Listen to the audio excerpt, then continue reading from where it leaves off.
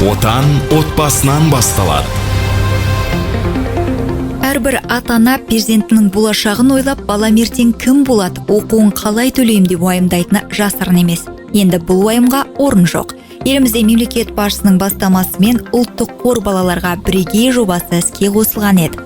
Ұлттық байлықтың тең жартысы сіздің отбасыңыздың берекесі үшін қызмет етеді. Яғни Қазақстан азаматы болып табылатын әрбір баланың жеке шотына ақш долларымен инвестициялық табыс жинақталуда. Ата-аналар баласының шотындағы қаржыны Egov Mobile қосымшасы арқылы үйде отырып-ақ кез келген уақытта бақылай алады. Балаңыз 18-ге толған сәтте бұл жинақ оның алғашқы баспанасын алуға немесе армандағы мамандық бойынша сапалы білім алуына таптырмас көмек болады. Ұлттық қор балаларға жобасы әрбір шаңыраққа мемлекет тарапынан жасалған нақты қамқорлық. Балаларымыздың ертеңнен бүгіннен бастап бірге іргетас қалайық. Өйткені баланың бақыты отбасының мақтанышы.